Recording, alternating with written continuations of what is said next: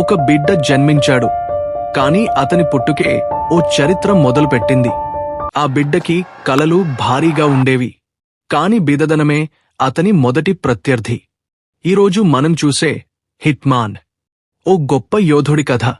ఇది team India opener కాదు, ఓ ఒంటరిగా పయనించిన బ్రహ్మాండమైన కథ. ఇది రోహిత్ శర్మ కథ కాదు బ్రదర్, ఇది ఓ హిట్మాన్ ఆవిర్భావం. 1987లో బాంద్రా, ముంబైలో పుట్టిన రోహిత్ శర్మ చిన్నప్పటినుంచే మామూలు బిడ్డకాడు. అతని తండ్రి దినసరి కార్మికుడు, తల్లికి హెల్త్ ప్రాబ్లమ్స్.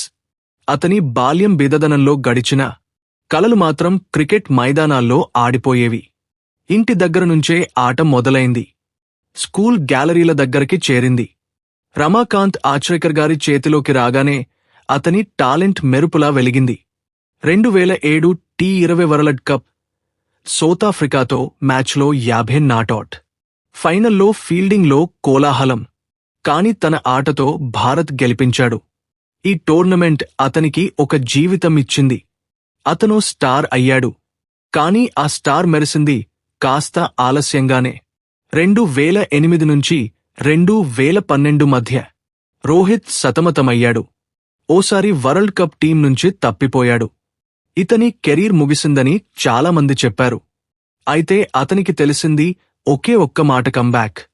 2013 ఛాంపియన్స్ ట్రోఫీలో ధోనీ అతన్ని ఓపెనర్గా పంపాడు. అప్పటినుంచే అతను నిజమైన హిట్ మాన్ అయ్యాడు. పాకిస్తాన్, వెస్టిండీస్, ఆస్ట్రేలియా ఎవరి మీదైనా విరుచుకుపడ్డాడు. ఆ ఏడాది 209 పరుగులు, డబుల్ సెంచరీలో కొత్త చరిత్ర రాశాడు. తొలిసారి 209 పరుగులు 2013. ఆ తర్వాత 264 శ్రీలంక మీద ఓడిఐ హిస్టరీలో హైయెస్ట్ స్కోర్. మొత్తం 3 డబుల్ సెంచరీలు. ఇప్పటివరకు ఎవరూ చేయలేకపోయిన అరుదైన ఫీట్. విరాట్, సచిన్ లాగే హిట్మాన్ కూడా అభిమానుల హృదయాల్లోకి ఎక్కిపోయాడు. ముంబై ఇండియన్స్ కెప్టెన్గా 5 టైటిల్స్ గెలిచాడు. అతని కూల్ కామ్ మైండ్సెట్ ముంబైని ఛాంపియన్ టీంగా మార్చింది. ఆ ధైర్యమే టీమిండియా కెప్టెన్సీకి తలుపు తట్టించింది. ఓపెనర్గా మాత్రమే కాదు, లీడర్గా కూడా రోహిత్ శర్మ ఒక క్లాస్. ఒకే వరల్డ్ కప్లో 5 సెంచరీలు కొట్టిన ఏకైక ఆటగాడు. భారతదేశం సెమీస్లో వెనుకబడిన రోహిత్ వెలుగులు ఆ వరల్డ్ కప్ని బంగారు మైన కావ్యంలో మార్చాయి. 2022 నుంచి గాయాలతో రోహిత్ సతమతమయ్యాడు. పెరుగుతున్న వయసు, నూతన ఆటగాళ్లు, కెప్టెన్సీ ఒత్తిడితో కలిపి ఎన్నో ఒడిదుడుకులు. కాని రోహిత్ తన ఆటలో ఎన్నడూ తగ్గలేదు. ఎందుకంటే అతను ఒక కంఫర్ట్ జోన్ ఆటగాడు కాదు, కంబ్యాక్ జోన్ ఆటగాడు. ఇప్పటికే 10,000 ఓడిఐ రన్స్, ఐపీఎల్లో 6 టైటిల్స్. తన ఆటలో క్లాస్, సిలెన్స్లో రాయల్టీ, బ్యాట్లో బ్యాలెన్స్ బ్రాండ్ అయింది.